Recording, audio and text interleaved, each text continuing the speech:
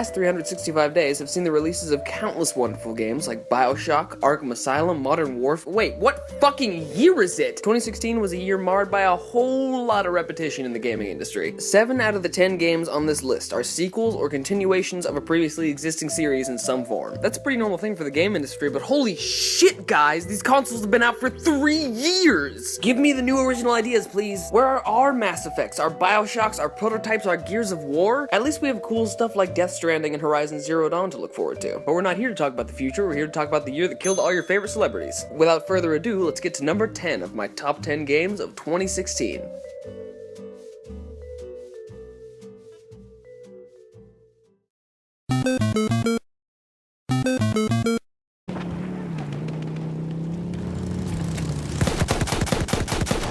Much like last year when Advanced Warfare ended up filling my number 10 slot, I'm beginning this year's list with one of the many games of 2016 that were made by robots on conveyor belts. The only thing that was sticking in my fucking mind during my first few matches of Battlefield 1 was, what would a World War I veteran think of this? So you press up on the D-pad to not choke on the poison gas that killed all of my brothers? Oh, they got you. Press X to respawn. My brothers sure couldn't do that. I'm no historian, so correct me if I'm wrong here, but I don't remember red dot sights being an important aspect of the Great War. Look, I'm all for sacrificing historical accuracy for a smoother gameplay experience, but this is too much. Did it literally just have to be Battlefield 4, but with some old guns and less dirt bikes? And without the target range? Where the hell is the target range? But hey, at least the campaign is actually immersive and interesting for the first time in any time. Battlefield 1 handles its subject matter with surprising sensitivity during its campaign. And as expected, all of that sensitivity is fucking suplexed into the center of the goddamn earth the second you start multiplayer. I was truly immersed in this hell we call war for a good 15 seconds, and then I was mercilessly mowed down by another player. Who is this soldier? The first man to take my life in this never-ending conflict that I've... Doobie 22. Yep, we're in it. This is a Battlefield game. Nothing kills the gritty World War I vibe like taking a bullet from Sir Tox-a-Lot. But man, does this game play, look, and sound smooth as butter. The cinematic sound design of the series has always been integral to Battlefield, and this installment is no different. It took a half an hour for me to start playing this goddamn game because I kept ducking out of the way of the bullets. Usually, I'm not a multiplayer shooter kind of guy, but Battlefield 1 hooked me with its gigantic maps, large and ridiculous weapon variety, and a suite of modes that are all entertaining in their own right. Although, as with all Battlefield titles, I recommend you pick it up in about a year when it's cheaper and all the DLC is on sale. That's when this shit will really be worth it. A few weeks back, I went out and rented Dragon Ball Xenoverse 2, expecting absolutely nothing of it, but after 5 minutes, I was like,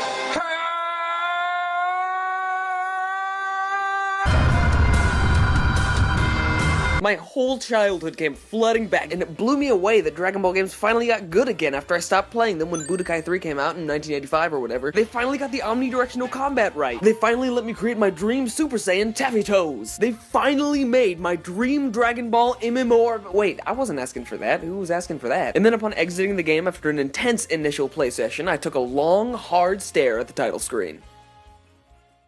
This is not the right game.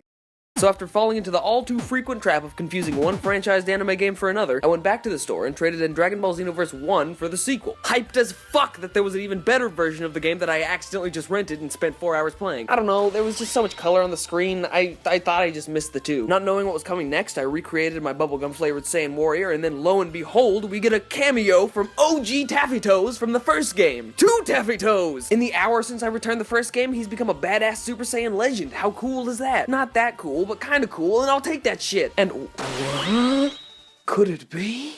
The return of the mythic mode of play, suited only for the truest of friends. By the gods, it is! It's... Local multiplayer is my fucking jam, and any game that can give me a good local experience in this day and age deserves a spot on my... Get out of here, Battleborn. But man, for a Dragon Ball game, there's a lot of reading. I came here for the throbbing biceps, and the pre-prolapse faces, and the consistent ratio of at least one noble sacrifice per 22 minutes of my time. Get these goddamn symbols out of my face! What am I supposed to make of this? At the very least, could you summarize a bit better? Dragon Ball Xenoverse has a huge fucking problem with communication. It's got a map, but it doesn't mark half the shit on it. There's a menu, but you have no quest backlog, so you just kind of have to remember everything. God, reading, remembering? Stop trying to make me think! Dragon Ball's the opposite of what you do well! But these are all nitpicks in what is otherwise one hell of a punchy scream fest. If you're into that sort of shit, you should check out Dragon Ball Xenoverse too, even if you're not into the source material.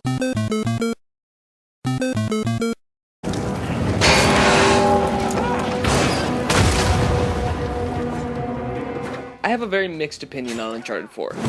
I think the main story is actually pretty cool for the most part. Nathan Drake's long-lost, shifty-ass brother shows up looking greasy to shake up Nate's post-trilogy purgatory of Nerf guns and other Naughty Dog games with the promise of treasure and the reintroduction of ropes into Nate's life after he forgot they existed for 30 years. Run-on sentences are my lifeblood. The shooting is competent, but honestly a large percentage of Uncharted 4 takes just about as much input as the Rambo game.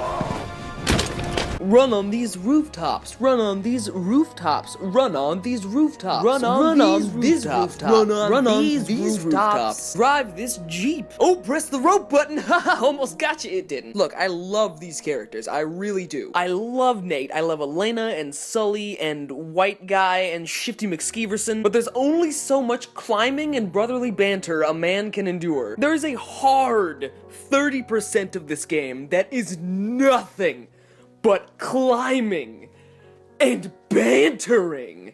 Hey, let's switch places.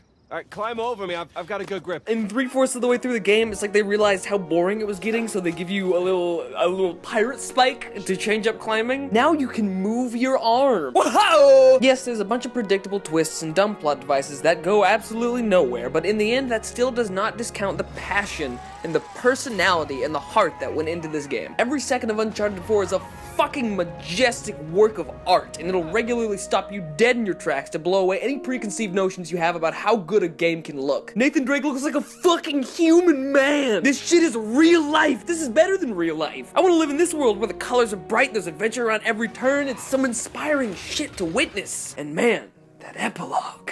That shit hit me hard. But wait, does this mean we're gonna get Uncharted 5 starring Nathan Drake's daughter now? Let's not. We already got the Tomb Raider games. You're not gonna out-father-daughter The Last of Us. Please don't do that. Uncharted 4 is a great game.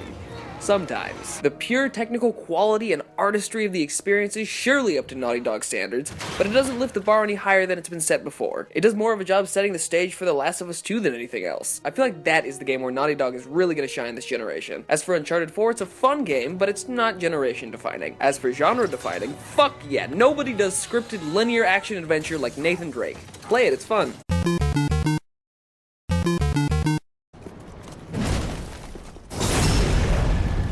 I am a huge fan of the Souls series, but as it turns out, just because I love a series about doing the same thing over and over doesn't mean I actually want to do the same thing over and fucking over. If I wanted to play the first Dark Souls, I would just play the first Dark Souls. Not this weird remastered version that takes out all the good fights and giant breasts. That's not to say Dark Souls 3 is any Dark Souls 2 though, it is a good game, but in comparison to the modern masterworks that are Dark Souls 1 and Bloodborne, this game is about as interesting as a mouthful of sand. On paper, Dark Souls 3 is an awesome idea. It's all about kind of rediscovering the world of the first game and also going to a whole bunch of other less interesting places in the meantime. Okay, maybe not an awesome idea, but hey, the Souls combat you know and love is still there and it's only been improved. It's responsive, addictive, and faster than it's ever been, which kept me playing Dark Souls 3 all the way to the end, which is more than can be said for my doormat. There are some genuinely atmospheric boss fights, some of which rank among the best in the series. And of course, there's your standard story of a fallen kingdom at the center, which is less compelling than the first time, like nearly everything in this game. After 5 entries, this series is in desperate need of some humanity, because Dark Souls 3 feels hollow as hell.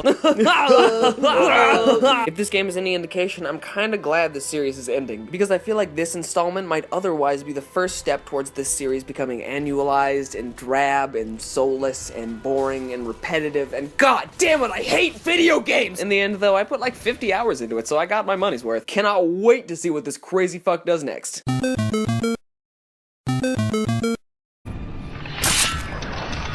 Deus Ex Mankind Divided caught me off guard and ended up being a wonderful little summer treat. I wasn't anticipating it at all, and it was my first Deus Ex game, so I basically went in blind, and for the most part, man, I had a blast. One of my favorite moments of the year has to be Adam Jensen's lonely subway ride. They didn't even bother to change the animation from the other subway loading screen, so he spends like 45 seconds just looking around for people that aren't there. The antics I got up to as shifty robot Batman were fucking hilarious, and in the end, most of the fun I had with Deus Ex was created by myself, which is something I love. The mechanics at work in the hub world are phenomenal and really make the place feel real, even if everybody dances like this. Oh yeah.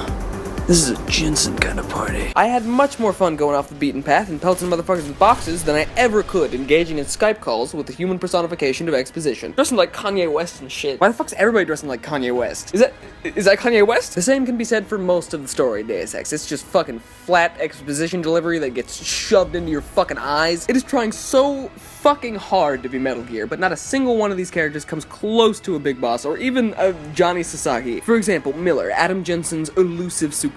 You finally get to break into his house, which at this point is a given. If you live in Prague, Adam Jensen is just gonna break into your house at some point. But when you get in, there's like a big reveal, like you see a picture on the wall, it's like, oh shit, he's gay! Oh, wow! What a deep and dynamic character! Would have never guessed he loves dick. So what else is going on with him? Oh, right. Nothing. Just checking the gay tick box doesn't automatically make someone interesting, you know? Neither does fucking sunglasses built into your face! Between wacky shit like the classic Jensen man stack attack and his inability to keep up with me skipping through cutscenes. Alright, let's get into business. I was never able to take the Keanu bot seriously. Look at this guy. What is this pose? He looks like a J. Crew model, and it doesn't help that he has the personality of a hospital brochure. I'm sorry that I'm just shitting all over this game. I did enjoy it, to be clear. The level design offers plenty of choices, and the powers are badass, even if Jensen retains charge just about as well as a 6-year-old iPhone. Go out and play Mankind Divided. You'll have a good time. Super hot. Super hot. Super hot. If you're a fan of movies like The Raid and John Wick, but you haven't played Superhot, you're doing something wrong. From what I gathered, the story of Superhot is about a VR-addicted neckbeard who accidentally downloads a game that lets him control people who are in the midst of committing real-life action man crimes. It's heady stuff that doesn't really add up to much, but that's just fine. Superhot tried, and I got some genuine what the fuck moments out of it. In the end, Superhot is light on story and heavy on head chops, and that's my kind of speed. Speaking of speed, Superhot is all about that shit. The main hook of the game is that time moves only when you move, allowing chaotic firefights to become slow-moving puzzles to dance through and solve with bullets. I'm not usually a puzzle guy, but everything is more interesting when explosive headshots are involved. And that's kinda all there is to say about Superhot, because sadly this game is super short. Super short. But other than the 2 or 3 hour length, Superhot is the most innovative shooter I've played in years. So spend your money on it.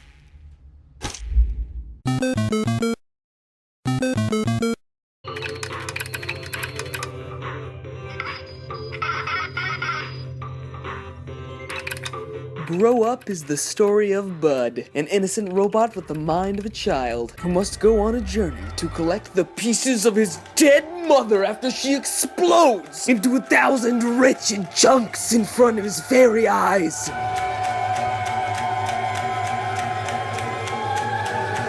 Bud must trek across a nightmarish hellscape with only his 2 hands, his jet plane head, and his mentally retarded brother by his side. In the time between now and his last adventure, Bud has gained a suite of new tactical abilities to tackle the enemy snails head on. These abilities include making the ultimate sacrifice by breaking every bone in his entire body to forge himself into the ultimate living weapon, or growing a giant forest of floppy cocks to confuse his enemies. Along with Bud's enhanced CQC arsenal, he now holds the ability to switch active camos on the fly, whether it's to blend into the environment or just to get the bitches. Grow Up is a game about pain and suffering, but it's also a tale of redemption and growth.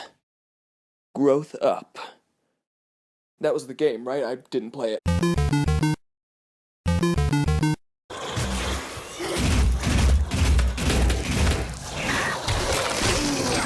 Doom doesn't give a fuck what you think. You want a story like Doom 3 with those R. Kelly-ass monster closets? Fuck that! Look here, we got a giant scientist robot and an old lady who's also a robot, maybe. Who gives a shit? Doom is all about turning off that big, scary thinking box in your head and committing some good old-fashioned American homicide. I love me some good stupidity, and this is some premium stupid right here. You step into the gory green boots of the Doomslayer, who is essentially a human blood tornado. The closest thing the Doomslayer gets to an origin is, maybe he's the guy from Doom 1 and 2. All we really know is that this dude has been hanging out in hell for a couple thousand years, vacation, you know, just killing. The Doomslayer could have left hell at any point, but instead he decided to stay down there and make hell for demons. That is the most metal thing I've ever heard. If that wasn't enough to emphasize Doom Guy's unhealthy lust for monster guts, there's exactly a 21-second gap between when you start the game and when you start murdering demons. The power fantasy only gets more ridiculous from there as you upgrade your weapons from the size of a small child to the size of a full-grown man. The guns are key here, and every single one is so distinctly destructive that I still can't decide which one is my favorite. Doom is filled with immaculately designed levels, a tongue-in-cheek story, and some of the tightest shooting gameplay I've experienced in many years. Let's hope more games go the retro route from here on out.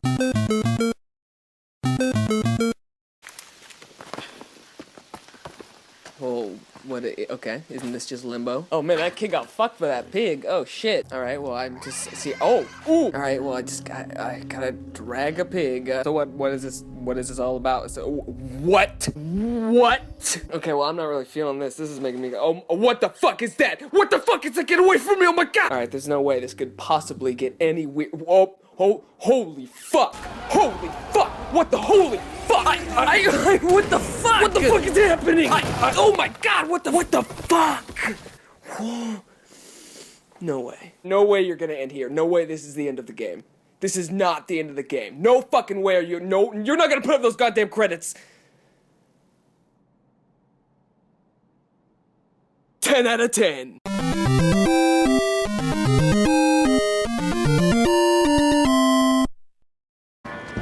All hail Her Imperial Majesty, Emily Caldwin. The story of Dishonored 2 begins when a piece of concept art walks into the room, says exactly 13 sentences, and then dethrones our main character, Emily Caldwin, another piece of concept art. Or you could completely undercut that story and play as full-time sexy dad with a vengeance, Corvo Atano, now a fully voiced protagonist, who sounds just about as creepy as I imagine him sounding. Let's beat each other up, shall we? What follows is a bloody cavalcade of places and faces as you neck stab your way through a rogues gallery made up of more pieces of concept art like Witch Lady, Gangster in a Suit, Vincent D'Onofrio, Jiren Kindosh, Kieran Jindosh, Jiren Binposh, and of course, Dr. Mummyface MD. As Emily or Corvo, you can choose to go on either a breezy stroll or a sickening killing spree through the city of Karnaca, which itself is a dynamic metropolis that only reinforces the idea that nowhere in the Dishonored universe is not shitty. Dishonored 2 is a sexy stealth masterpiece of sneaking and sleuthing. Wow, I fucked that up. Dishonored 2 is my favorite game of the year because you can tell that Arcane just wanted to make a great fucking game. They didn't want to tell an emotional story with a game wrapped around it. In fact, they didn't want to tell any story, I guess. They didn't want to sell me a $60 season pass that gets me early access to a fist in my asshole. Arcane sold me a badass game, packed with content, replayability, and just straight awesomeness. Dishonored 2 includes some of the best levels I've